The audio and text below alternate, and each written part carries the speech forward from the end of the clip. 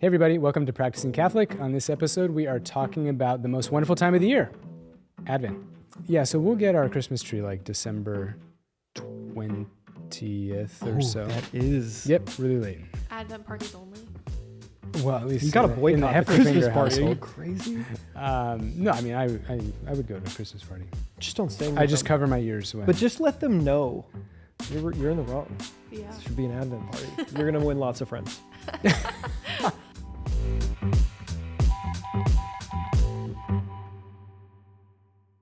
Hello, everybody, and welcome to Practicing Catholic, where we discuss the often arduous but always fruitful practice of holiness in everyday life. I am Taylor Kemp. And I am Dr. Scott Heffelfinger. We are talking about Advent and getting ready for Advent. All right, I have a new element for the show. Wow, he just goes for it like that. Okay. He was not prepared for this. I'm not sure I'd like it, and I'm not sure if you're going to like it, and I'm not sure if you're going to like it. I think we could have at the beginning of every episode a promise for what the episode will be. Like, so a promise, like at the end of this episode, you will have, or you will be able to, or you will this, you will that. So I have a sample promise. This is our promise to you viewers for Scott to react to. We promise that after this episode, you will be better prepared to enter into the season of Advent well. Do you think that's fair? Over-promising? Well, I don't know what we're going to talk about. So. Well, I know. I am for Okay, sure. that sounds like a pretty good promise. Okay. That's our promise, everybody. But So the real question is, did we run it by our producer? we didn't. I'm Emily going Ashman. rogue. All I have to say is this episode is going to be lit because it's about Advent. This is, Yes. I don't know if you guys can see my sweatshirt, but it's a special Advent sweatshirt that Nicole Lanthier on Etsy sent us some of these for a show that we're making that we've made for Advent called How to Advent. So if you guys Check it haven't out checked now. it out, watch it now. It's going to be lit. It's going to be I want a lit Advent. I've historically had bad Advents. Well, I did too, until I didn't. So that's usually How it long was works. that? How long ago? Yeah. How many years did you have bad Advents? Okay. How many years? Well, I'm going to okay, refine the question. How many years do you feel like as a Catholic where you desired to have fruitful Advents, did you struggle to have fruitful Advents?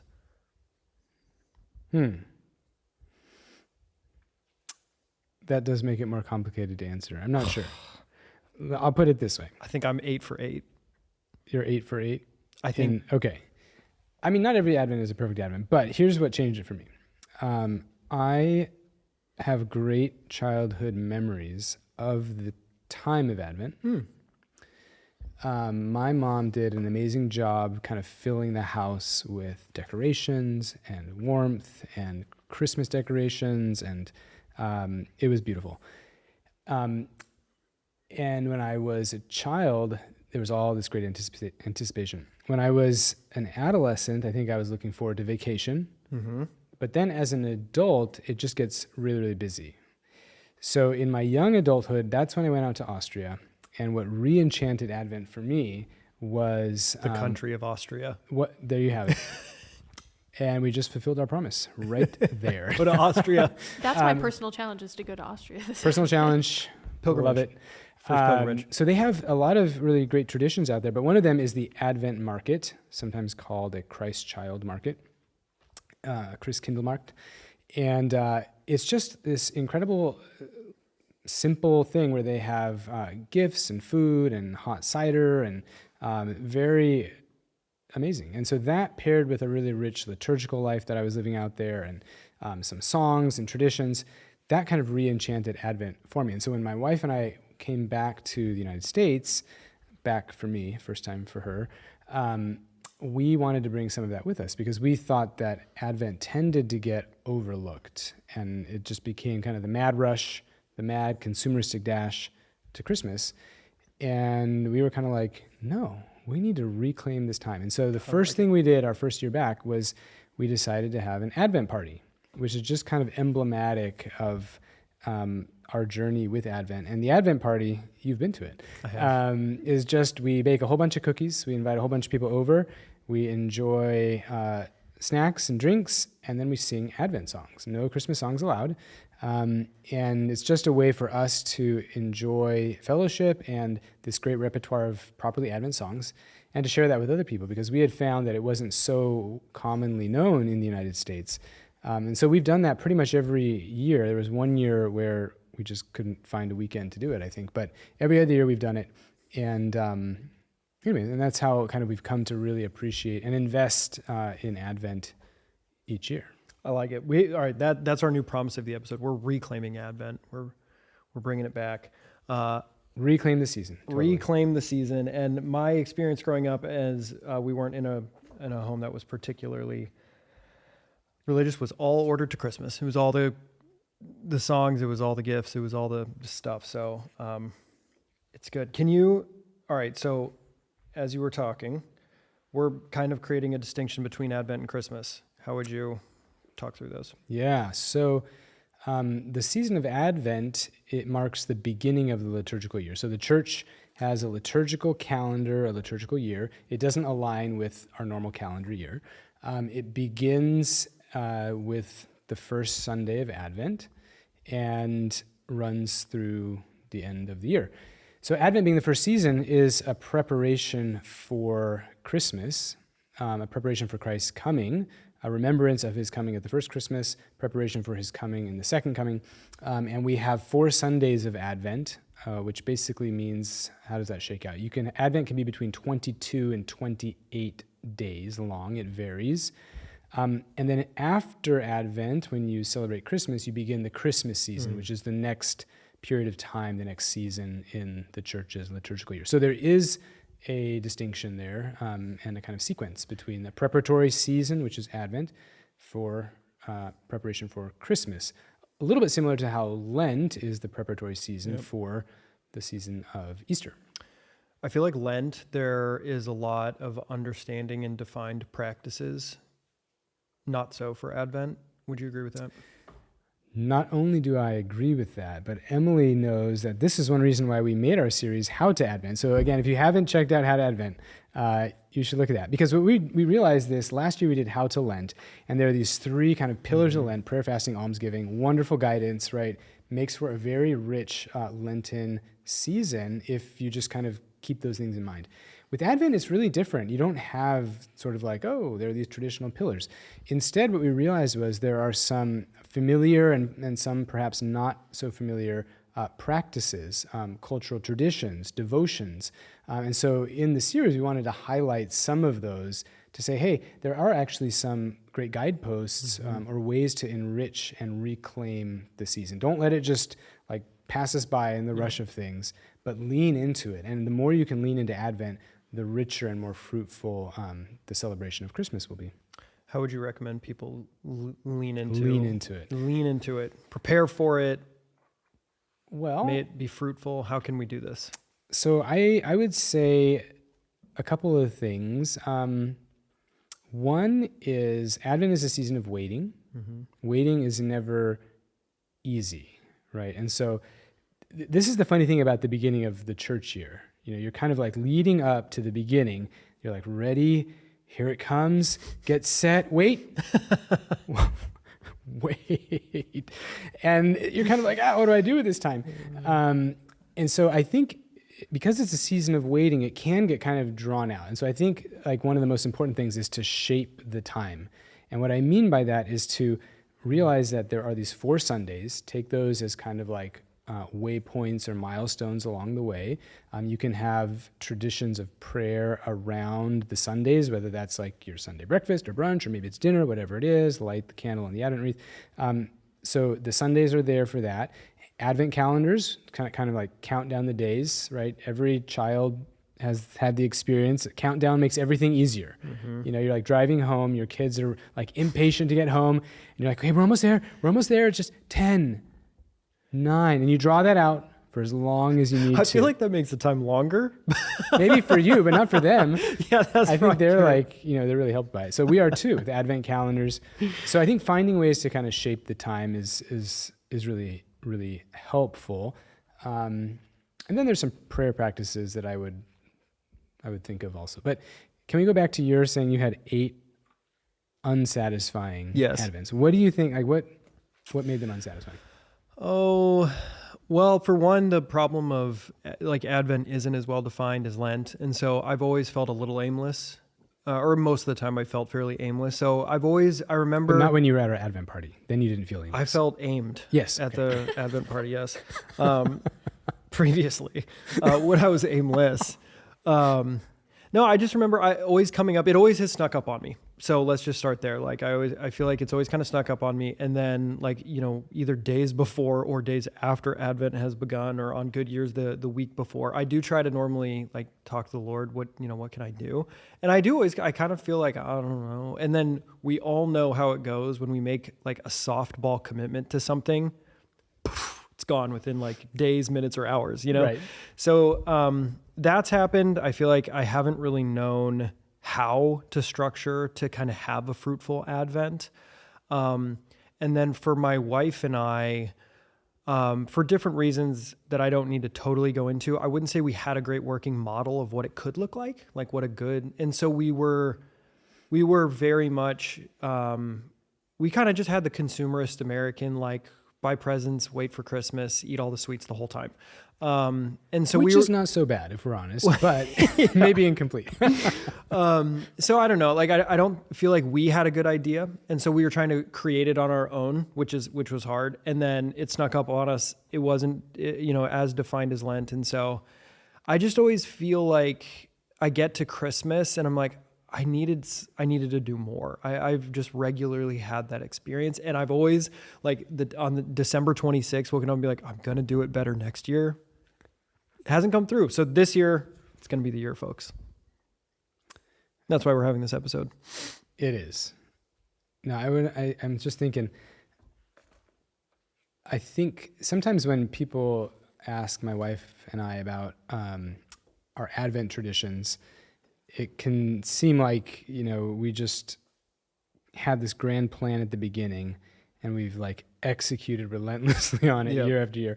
But it wasn't like that at all. Like when I mentioned that we came back from Austria, I think maybe it wasn't the one thing, but the one main thing we did that year was institute this Advent party. I love it. Yeah. And it was in subsequent years where it was kind of like, now what if we add the Advent party was a hit. Like our friends loved it. And so it was evident from the beginning that this was going to become an annual thing, which has been really, really beautiful.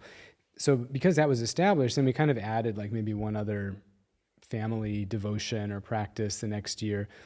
But then what happens is after a few years, like you do have kind of this, this rhythm, this family path, if you will, through Advent. So, I think, for those of you out there who are thinking about, okay, Advent is like just around the corner. It caught me by surprise. What can I do? I think just find like one thing, and keep it simple. Keep it simple. Don't make a softball commitment, make a real commitment, but make it also something that's really doable, And then when you do that, that can become, you can assess how it goes afterward, right? But if it goes well, that can become kind of like a fixture. And then the next year, maybe you layer in something else. And I think even if on the 26th, we wake up and we're kind of like, well, that didn't go as I had planned, which, I think everyone has some of that. The great thing is Christmas is a season.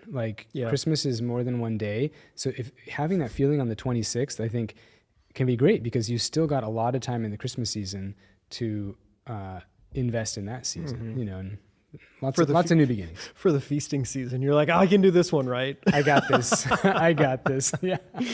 Yeah. But no, I agree. The point about keeping it simple, one of the problems that I have had, whether it was Advent or Lent or any kind of like journey devotion, is like thinking I had to totally overdo it and like basically become a monk. And if I'm not like taking on pretty not severe, but just taking on a lot of stuff that I've failed and recognize, and the result when I have had that mindset was to do nothing. So, like maybe a middle ground is more healthy here. But just, finding something that is good, that isn't, we have to live in the realm of the realistic that takes into mind like states in life and stuff. So picking something that is simple, I'm ready for it. Yeah. To pick something simple. Here's another thing that I think I have found really helpful, so we want to reclaim the season. We want to host a party. Yep. host a party, of course. I mean, we're Catholics, we got to feast. And then, so shaping the time through these practices. But then I think it's also a beautiful time to kind of relive the story. That's how I think about, because part of Advent is to experience again or make present again the long waiting of God's chosen people for Christ's the coming of the Messiah. And so for us to embrace that and to relive that story, which is in fact our story, I think is a beautiful thing. And some of the, how can we do this? Well, one way is to just pay attention to the liturgical readings at Mass. If you can go to daily Mass, you'll get more of them. They're not all on that period of waiting. In fact, some of them start with Christ's second coming, and then as you go into the season, it kind of follows that track closer to Christmas. But making a commitment to really pay attention to the readings at Mass is one way to enter into that story again and anew and more deeply. The other way is the devotional practice called the Jesse Tree. And the Jesse Tree is a way of praying with scenes in Scripture each day, putting a little ornament that depicts the scene onto a tree of some sort. And by doing that, you're able to pray either individually or with a group of friends, in your apartment or whatever it might be, or with a family. It's a great activity for the family. And that's a way of calling to mind the story of salvation in a very intentional way, like year after year. And I found that that's kind of a more recent addition to our own family devotion during this time. And that has been really enriching for us. We did that last year for the first time. Thank the Lord for my wife who thinks and does these things. But she found there's a lot of stuff you can find online for kids that has some of the stories kind of prepackaged. But yeah, that one was really good. I was thinking along the similar lines of the story element, and I was thinking about how Advent is this season of expectation. It's this season of waiting. And I was honestly thinking about what are the times in my life that I've longed for something the most? And I was our first house, I remember the time when we were we wanted a house, we weren't happy with our living arrangement, and how it was after we were married, we were expecting our first child, and I was how much I longed for a house. I was thinking about, there was a period in time where I needed a new job. That was one where I was Lord, please deliver.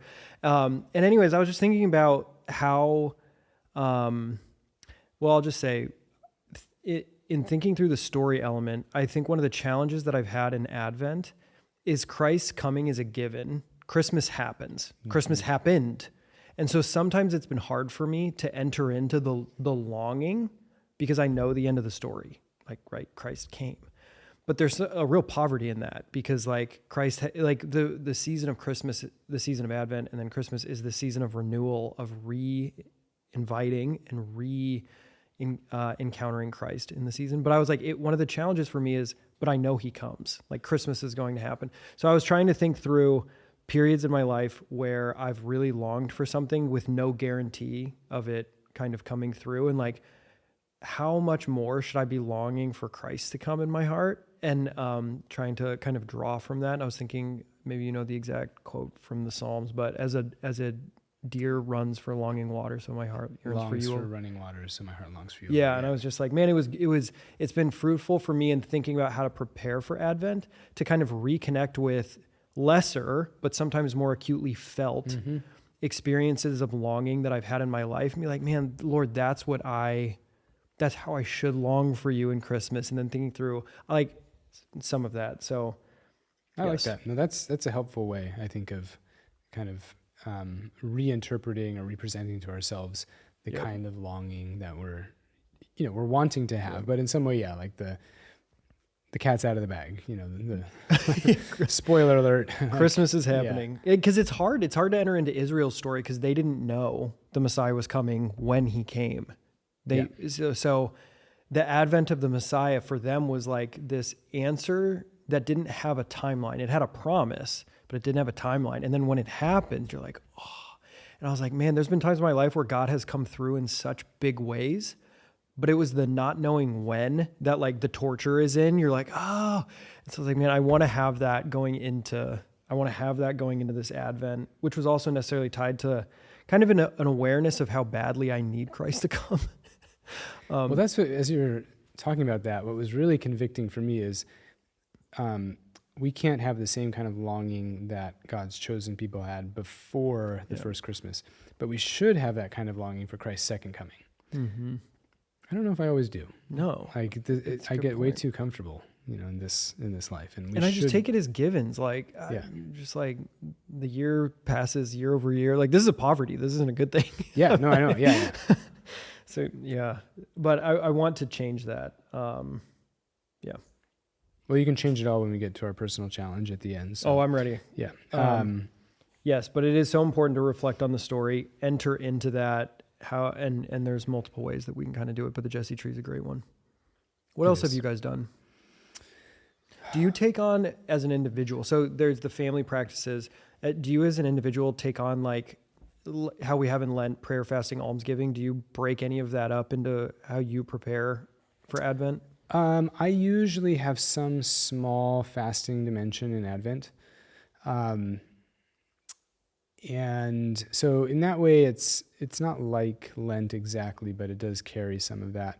I usually have like a specific prayer commitment for Advent, which I guess is analogous again to And Lent. then do you have an almsgiving commitment?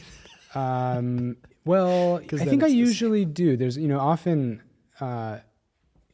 different charities and things will make a push at this time of year for a variety of reasons. I think some of our almsgiving has happened before Advent. There's a particular cause that we've given to, and the timing is just before that. But I think we do usually make an additional like almsgiving during. So it is actually. I hadn't thought about how kind of comport, how similar that is. Yeah.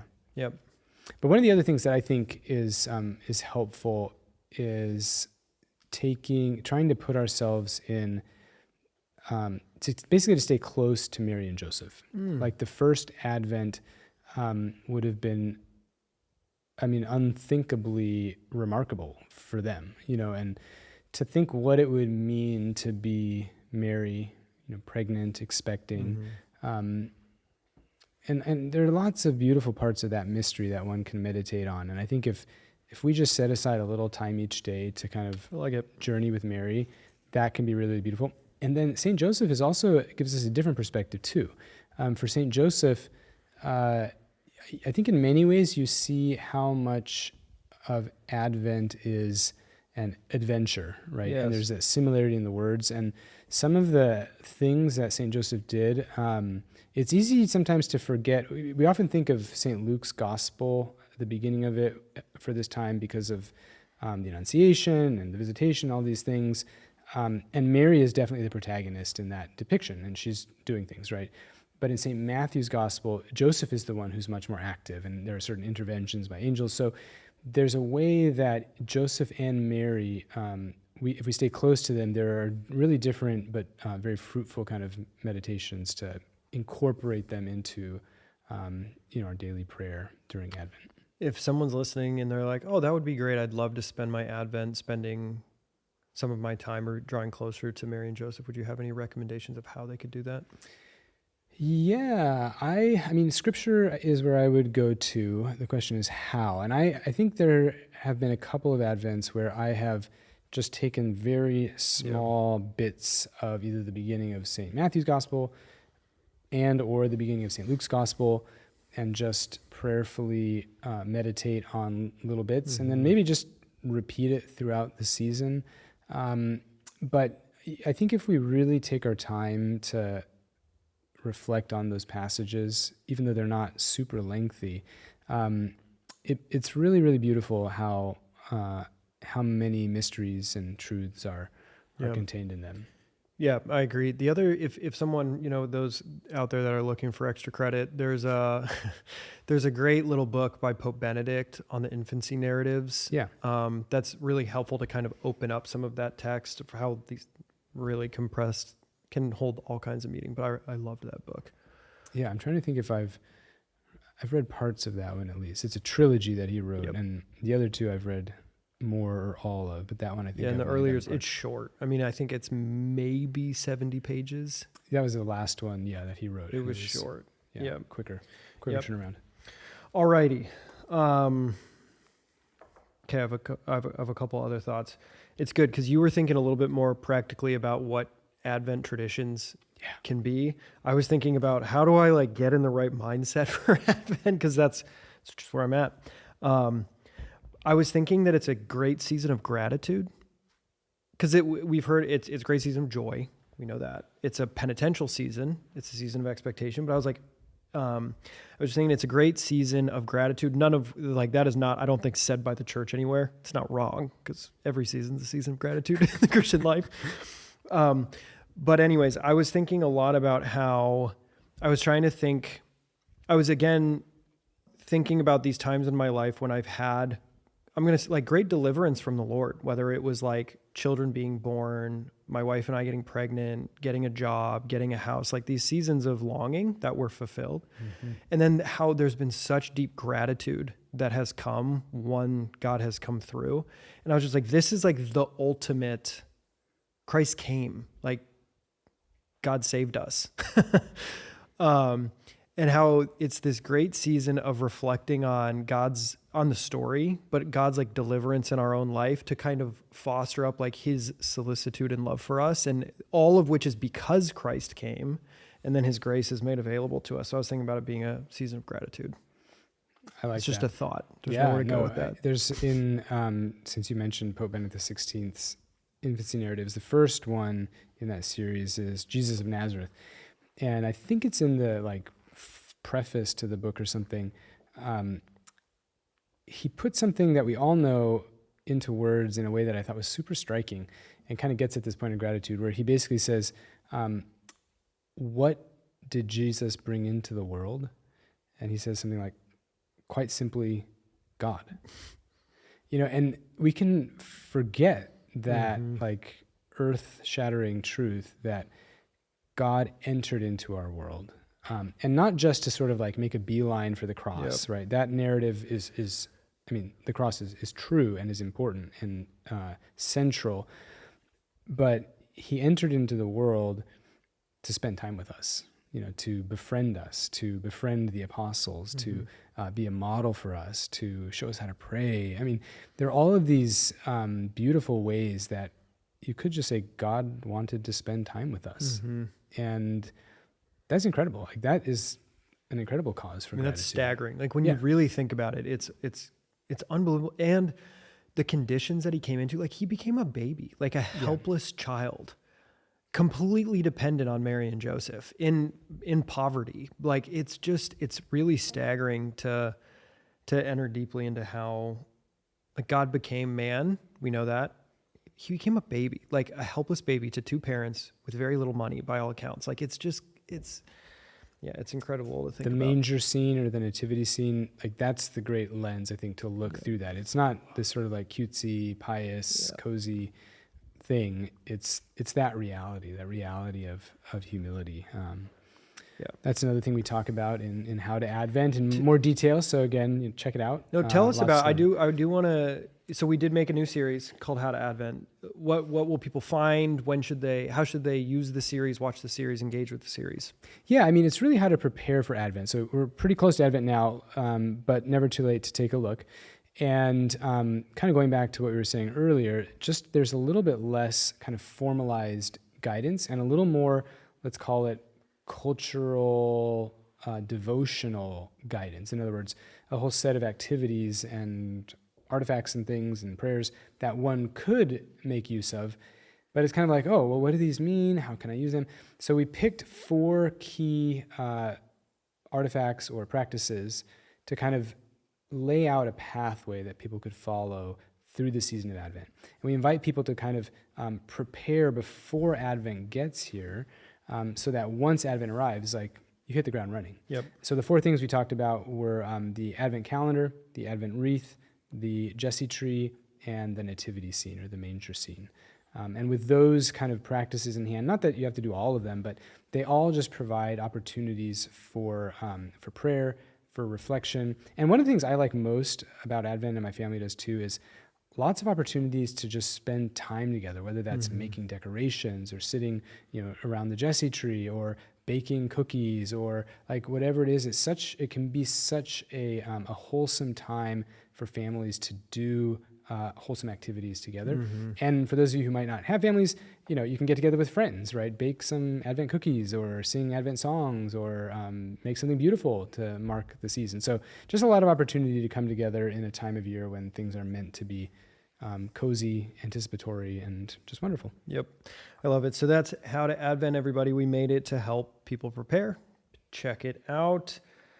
All right. Scott, anything else before we turn to user questions? Nope. Let's do the Listener questions. All right. Emily, we're ready. Awesome. I want to remind our audience that you should submit all of your questions for Taylor and Scott to answer on literally any topic, and we will have them answered by going to Literally any topic. practicingcatholicpodcast.com. Well, maybe not literally anything, but Not anything. things that are We'd probably relevant take that to back. being a practicing Catholic. Okay.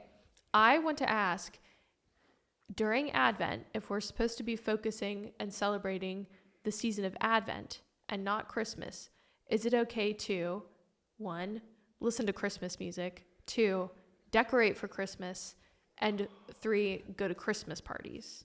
All right. So it was music. Christmas music, Christmas decorations, Yep. and Christmas parties. All right.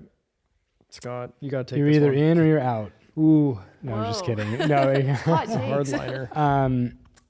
So I will say that the more you commit to Advent, the one great disappointment that you will experience is that all of the Christmas music that you hear everywhere turns out it's at the wrong time, I would say. Not everyone would have this view. And then once Christmas rolls around, like it kind of all stops. And just when you're like getting in the mood, you just got to provide the music yourself. So Christmas songs.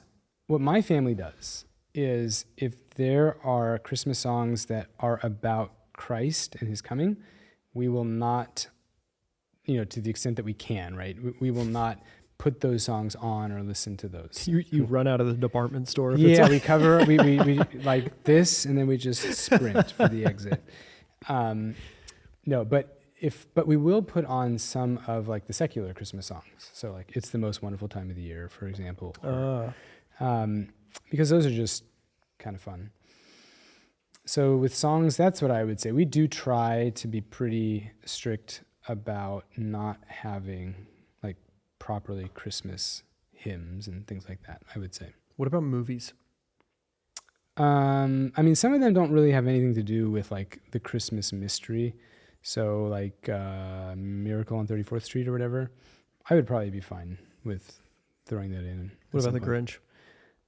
Oh yeah. No, I mean, and if you're going to sing You're a Mean One, Mr. Grinch, you got to have a lot of time for that. So, okay. And then we said decorations. Well, there's some overlap, I think, between Christmas and Advent decorations, like the evergreen theme. Really that's not like, that's, nature seasonal, not liturgical seasonal. So I think you can have some of that and then just transform it subtly for Christmas. Do you guys do? I know there's people that will hold off on doing lights on the Christmas tree until the third Sunday. Have you guys ever done anything like that? Yeah, we actually, this comes from our Austrian half of our family, and we've loved it. Is we actually get our Christmas tree really, really late. So late that one year you couldn't get it. It was really close, let me tell you. Yeah, so we'll get our Christmas tree like December 20th or so. That is. Yep, really late. So it's like high risk, high reward, but it actually hasn't really been a problem. We'll do that. So for us, the lights question is like a moot point. We don't light the tree until Christmas Eve. Nice. We've heard, yeah. Can you look up when is St. Lucy's feast day, or we can test your liturgical knowledge? I want to say it's the 5th of December. No. Oh, I thought it's a little later than I that. think it's later. 12th? Okay. St. Lucy's feast day. I've heard that a lot of... it's the 13th. I know a lot of it's people close. that light their tree, put lights on, because her name, on the feast of That's St. a Lucy, fun because idea. her name means light. Yeah. And I've always been like, that's nice, because you're getting closer, but it's still like enough. You get a couple weeks of lights for the kids. So I've heard people do that. Yeah. All right. Parties. Advent parties only. Well, at least You got to in the boycott the Christmas Heffelfinger party. Are you household. crazy? No, I mean, I would go to a Christmas party. Just don't sing. I with just them. cover my ears when. But just let them know you're in the wrong. Yeah. This should be an Advent party. You're going to win lots of friends. People are gonna love you. Yep. When you said St. Lucy's Day, what about St. Nicholas Day? That's Oh, I another love St. fun Nicholas Day. Our kids have tradition come to we do during absolutely love Advent. St. Nicholas feast day. We do there's the tradition of the shoes and the candy. Kids love it. One gift on it. Yeah. They do. That's a little more complicated in our household, but we do that. Why is that?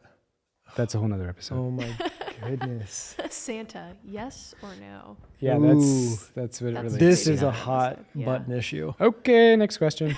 No, wait, we got to say it. There's We got no time. What do you guys do?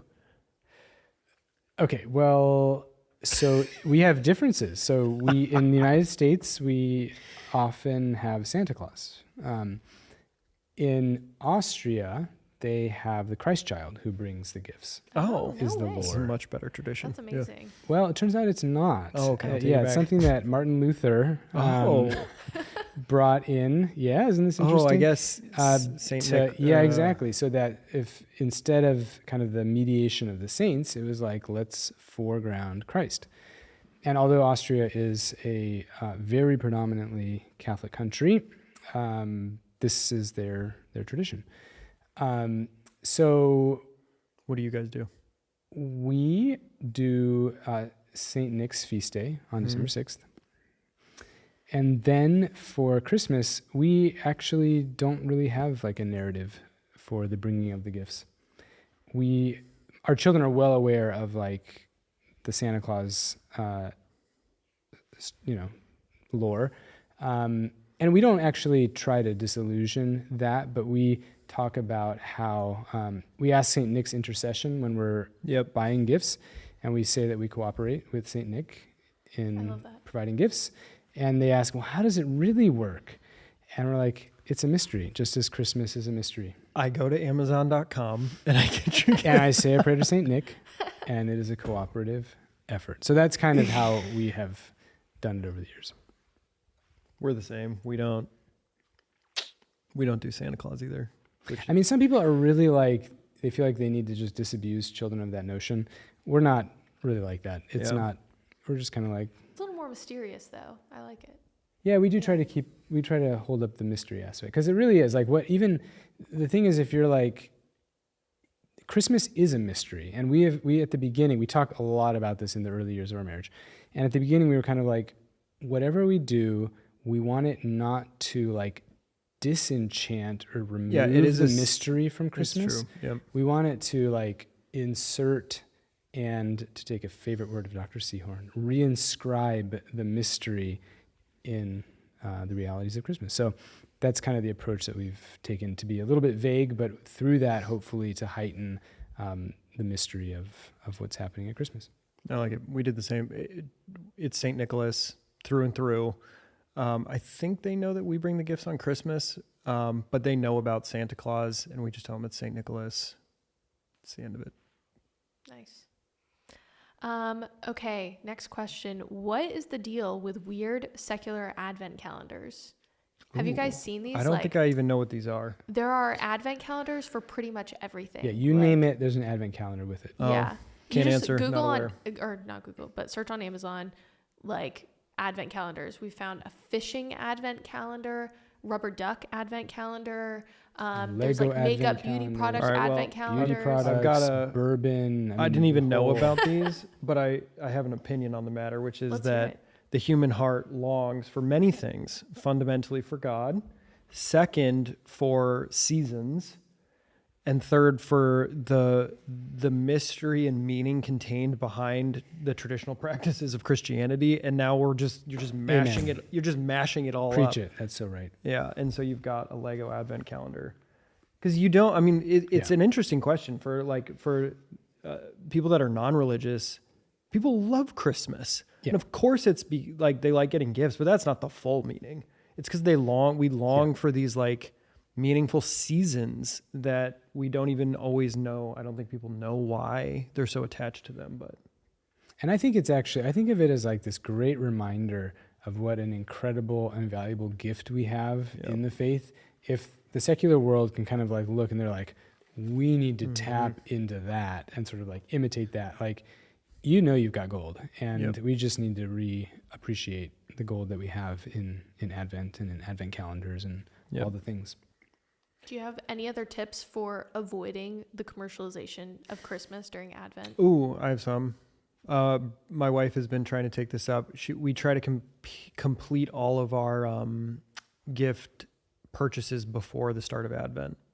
Yeah, we do that too. That one That has and been that was a good. game That's changer genius. for us. That Yeah. helped a lot. Yeah. And it sounds like it's really, really hard, but actually this is where, I mean, it's, let's call a spade a spade. It's a little ridiculous how early, like, you start getting Christmas things Yep. and catalogs and whatnot.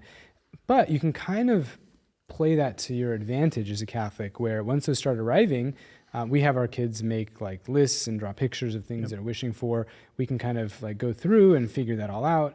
And we don't like get bent out of shape at all if there are a couple of gifts that we haven't gotten by the beginning of Advent. The reality for us is that if the bulk of that is done, it frees us up. It makes so it so much. much better. I Yeah, agree. that we didn't do that for a good while, and then at a certain point, my wife, in her brilliance and feminine genius, realized this, started doing it, and it was really a game changer. Same. Another one there's two more that come to mind that we've done. One is we now save some of our gifts and do one a day on the 12 days of Christmas.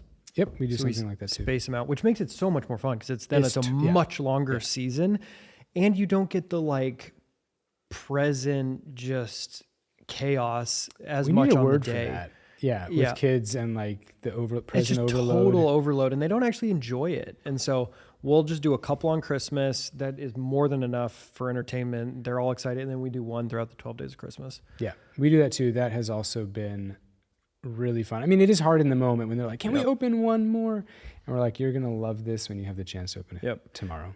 The other thing, we have not totally implemented this, but I think this was genius. My wife found it somewhere. I can't remember. It might have been your wife that told her. I don't even know where this came from. But we have had challenges in the past of the types of gifts that we want to give our children are not always shared by extended family. And we heard from someone a great tip, which was give a theme to your extended family for your kids in particular. Like, hey, we want this Christmas to be all about, dress up or something for the girls. And so it gives it narrows in. So you'll make it less likely to get things that you're like, I don't want my kids to have this, which has happened so many times. So that was some good advice we got. We haven't totally implemented it yet though. I think the almsgiving point is actually also really helpful to kind of as an anti-consumeristic Yeah, thing, that's a where good if one. consumerism is about just buying all the things to perform an act of service, or almsgiving is a little bit of a way of countering that tendency. Yep. Yeah. All right. So can't withhold one more idea for the audience. That is not something I've done, but I also thought was a clever idea. Leaning into the wise men's gifts of gold, frankincense, and myrrh. Maybe you guys have heard this, but I know some people, they'll only give 3 gifts to their kids. One, the gold is something they really want, like a toy. The frankincense is a spiritual gift. And then the myrrh is often like an educational gift or something they just need in their life. So, and I was like, that's clever. It limits it significantly. And it's one is more just the myrrh is obviously on the sacrificial side, but it's just more practical need, but not that exciting. Why is the myrrh on the sacrificial side for our audience, maybe? Okay. Gold, frankincense, and myrrh. Gold is kingly, frankincense is priestly for worship, and the myrrh is used to embalm bodies. And so it's this Yep. precursor for an anticipatory Yes. sign of Christ's death and the anointing of his body. Yeah, so Yes. the sacrificial one. Yes. But those 3, I was like, that we haven't done that, but I think that's a pretty clever idea if you're really trying to limit, especially for your kids. No, I like that. I hadn't heard of that, but it basically takes the idea of you don't need so many gifts, right? And then attaches it more closely to the Christmas mystery. So I like that. Awesome. What are your personal challenges? Maybe not just for this week, but for Advent. The season? Yeah. I wrote them for the season. Yeah, I've got one. So in our household, most of those kind of wholesome culture building activities in the home are ones that my wife does with the kids and sometimes with other friends and families and things. I'm not usually so much a part of those, at least before Christmas. Once Christmas comes, then I'm more involved with different things. But this Advent, I want to find a way to make myself a part of at least one of those activities. Nice. I like it. Okay, I have 3. Wow. Well, I was trying to think through how can I have a fruitful Advent, and so I like the rule of 3. And I was thinking of the prayer, fasting, almsgiving as the guiding light for this. So the first was, and I talked about it on a previous episode, but I've really never been consistent with an examination of conscience. And I was thinking about how Advent is a season of remembering the story, our story, in order to prepare and truly appreciate the coming of Christ. And I was like, an examination of conscience is so good for that, because you're remembering your day in a smaller form. You're also trying to highlight or become aware of the areas where you fell short, which is where we need a savior. We always have to. It's good on a daily basis to remember, I need a savior. That's the purpose of Christmas. So examination of conscience, I'm going to commit to doing that every night. That's one. Hold me to it. That's great. Everybody. The second one is I'm going to do no creamer or sweets, just a small penance that is a daily reminder for me. I can't give up coffee. I need it. I have 4 small children and a job. So coffee's not going anywhere. No creamer in coffee and no sweets. And then this, I'm most proud of this one. This is my almsgiving one. It's a little atypical for almsgiving.